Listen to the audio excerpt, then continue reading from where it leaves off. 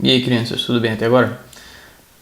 Até agora a gente falou, então, como é que se deu ou como se processou, mais ou menos em brevíssimas palavras, essa transformação, essa radical mudança de ruptura entre a Idade Média e a Idade Moderna. Desde o semestre passado, na realidade, a gente está nessa mesma época, nesse mesmo período de ascensão da burguesia, declínio da nobreza, enfim. E nesse mesmo período, então, vai se inserir o que a gente chama de Renascimento, que eu já expliquei muito brevemente. Mas o que é esse Renascimento, então? Atentem-se que a gente está falando de Europa Ocidental do século XV. Então, a gente vai marcar o Renascimento entre os séculos XV e XVI, tá? Mais ou menos. Teve início no norte da Península Itálica, naquelas duas cidades, principalmente Gênova e Veneza, tinha outras grandes cidades também comerciantes que estiveram na base, no centro desse processo e dali ele se dissipou, se disseminou pelo resto da Europa. Por que Renascimento? Renascimento denota uma retomada dos conceitos clássicos greco-romanos, da antiguidade, da Grécia Antiga e do Império Romano. Porque nessa época tinha-se a concepção de que o caminho natural do mundo e da humanidade nele era decadência e degeneração. O mundo está caminhando para o fim. Deus vai voltar e o mundo vai arder em chamas e é isso aí, gente. O que a gente tem, o melhor que a gente está vivendo é agora. Daqui para frente só piora. A gente está caminhando para o fim do mundo. As coisas vão sempre piorar, a natureza vai piorar, vai se degradar, as nossas relações vão ficar cada vez piores. Então, o mundo perfeito, as coisas melhores estavam no passado. O mundo foi bom algum dia. E aí, desse momento, desse passado em diante, ele está só declinando, só piorando, caminhando para o fim. A gente já passou dos nossos melhores tempos. Nesse período, era essa a crença vigente. Isso só vai mudar muito depois. Mas então, nesse momento, o negócio é esse. A perfeição estava no passado. Em atenção a essa perspectiva, os intelectuais e artistas do século XV, que passavam por esse contexto de rápida mudança e ruína do sistema vigente, que era o feudalismo, buscaram a referência de perfeição no passado de glória do Império Romano, que era depositário da tradição grega. Lembram que a gente viu o mundo grego, que a gente não chama de Império Grego porque nunca teve uma cidade, nunca teve uma capital, nunca teve um centro que governou todos os demais, por isso o mundo grego. E depois ele foi dominado pelo Império Romano. Só que o Império Romano ele aderiu a muitas dessas concepções do mundo grego.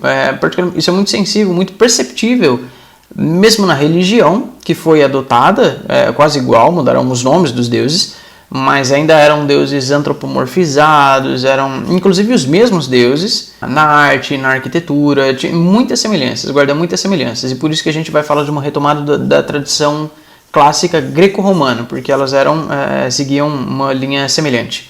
Então, é esse passado de glória que os renascentistas estão buscando, porque o mundo atual é pura decadência. Lembrem-se que a tradição greco-romana surgiu como politeísta, e ainda assim tinha um forte apelo antropocentrista, visto que os deuses eram antropomorfizados com forma de seres humanos. Essa, inclusive, é uma das características que vai contribuir de alguma forma para o surgimento da filosofia tal qual ela se deu na Grécia Antiga no século VI a.C., no sentido de elevar a humanidade de maneira tal que ela pareasse com os próprios deuses.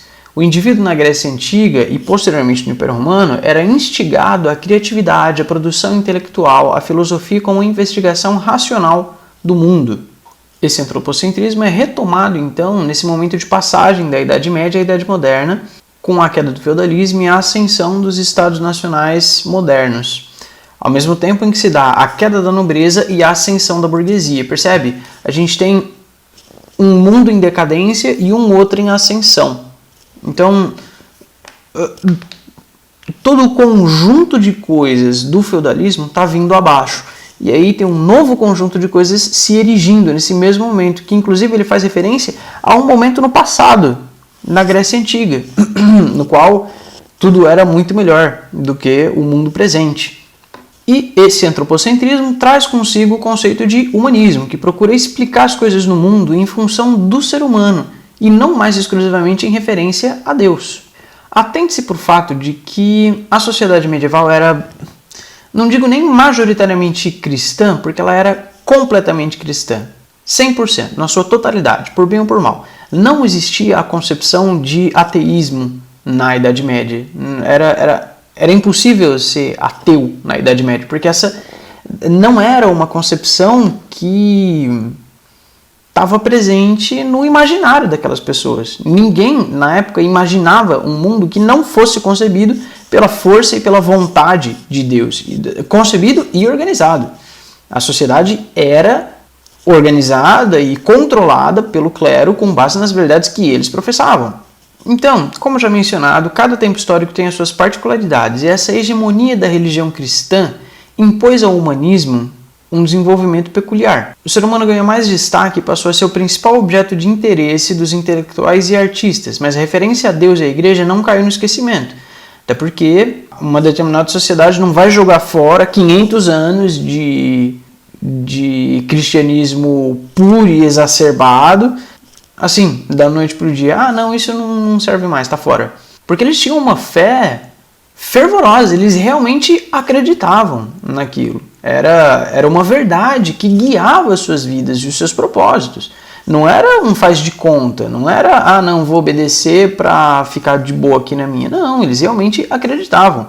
Muitas das conquistas feitas pelos reis católicos e pelos conquistadores, eles tinham um sentimento genuíno de propagar a fé cristã. Vou dizer que eles estavam certos? Vou dizer que eles estavam errados? Não nos cabe o papel de juízes da história, né? Mas compreender as razões que levaram essas pessoas a agir da maneira como agiram. A igreja, então, não foi posta no esquecimento, ela não ficou para trás. O ser humano ganhou um papel de proeminência e as artes, os meios intelectuais não estavam mais voltados única e exclusivamente, não eram mais orientados única e exclusivamente por uma pretensa vontade divina, mas a igreja não foi levada a menos, tá? Inclusive, muitas das obras renascentistas elas foram encomendadas pela própria igreja. Eu já mencionei para vocês que tudo isso está se passando nos séculos XV e XVI. Nós já vimos o que acontece nesse período de passagem da Idade Média para a Idade Moderna. A retomada do comércio com o Oriente, a ascensão da burguesia, destaque para as cidades do norte da Itália, os novos reinos recém-unificados procuram novas rotas comerciais e se lançam às grandes navegações, chegam na América. O período que a gente está falando é justamente esse. É nesse momento que se dá essa virada conceitual, artística, filosófica e ideológica mesmo. É aqui que está o renascentismo, que a gente está falando desde o início desse bimestre, certo? Essa caminhada da Idade Média à Idade Moderna, ela é acompanhada pelo desenvolvimento do Renascimento, que é isso aí, tá? Uma retomada de conceitos da Grécia Antiga, dos conceitos clássicos greco-romanos. Em meio a tudo isso, ou mesmo em função de tudo isso, houveram grandes avanços tecnológicos nos mais diversos campos e áreas do saber, tais quais na astronomia, na matemática, na medicina, na biologia, na física. Essa série de avanços tecnológicos compuseram o que a gente vai chamar mais tarde de Revolução Científica do século XVII, que a gente vai inclusive estudar um pouco mais para frente, mas que já ia se delineando desde o século XV, iniciada pelo ou no Renascimento. E a arte renascentista, que tem uma importância visceral, premente, muito relevante nesse momento, a arte renascentista, então, ela procurava imitar e desenvolver um modelo legado pelos gregos e romanos, de perfeição dos corpos e das formas, da simetria, da arquitetura monumental. Inclusive, reparem que muita da produção renascentista, ela guarda uma semelhança muito nítida com as produções da Grécia e da Roma antigas. É muito fácil enxergar isso nas esculturas, principalmente, que diferem absurdamente também da arte vigente na Idade Média. É muito possível, é muito provável que vocês estudem essas diferenças e semelhanças em artes. E a gente fala arte de maneira geral, mas ela se manifestou em diversos campos, tais quais na pintura, na escultura, na literatura, na dramaturgia, enfim. Guardem bem esse contexto histórico na cabeça de vocês, porque os nossos próximos assuntos ainda se passam nesse mesmo mundo em ebulição, fervilhando de novas ideias e novos conceitos.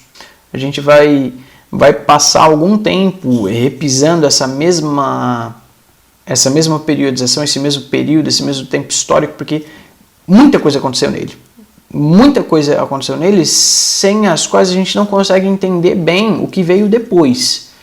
Então, eu acho que foi até mais fácil, porque eu não preciso repetir o tempo inteiro o contexto histórico no qual a gente está trabalhando, tá? Ainda é nesse mesmo contexto dos séculos XV e XVI, transposição da Idade Média para a Idade Moderna, declínio do feudalismo, ascensão dos Estados Nacionais modernos, declínio da nobreza, ascensão da burguesia, início do capitalismo, fim do feudalismo, grandes navegações, descoberta da América, do Novo Mundo, não é? Retomada do comércio, crescimento das cidades, desenvolvimento científico, filosófico, artístico. É isso aí. É esse contexto que a gente está trabalhando agora e vai continuar por algum tempo ainda. Então, é isso aí. Continuem fazendo as anotações, não abandonem os seus cadernos, tá? Escrevam tudo, escrevam os títulos, escrevam os nomes e momentos e principais destaques do que eu tenho falado. Pintem com as suas canetinhas coloridas, façam as suas anotações. Não abandonem os seus cadernos, tá? É bom vocês se adaptarem, porque vocês vão ter que se adaptar a esse modelo de aula, de videoaula online. A gente ainda não teve nenhuma aula de Tira Dúvida por causa desses feriados, né? Teríamos na semana passada, não tivemos, aí na quarta-feira eu acho que vai ser feriado também, mas enfim, não sei bem como ficou o nosso calendário. As nossas aulas de Tira Dúvida estavam marcadas todas para sexta-feira. A gente vai ter uma, né? Uma. Mas toda sexta-feira a gente, a princípio, vai se falar ao vivo pelo Hangouts, no plural. Então, vão fazendo suas anotações e as perguntas, as dúvidas, as questões que vocês tiverem, tragam para mim e a gente conversa, tá bom? Se tiver alguma coisa que não está ficando muito bem explicada, algum negócio que vocês queiram ouvir de novo ou queiram saber mais, a gente vai se falando. Combinado?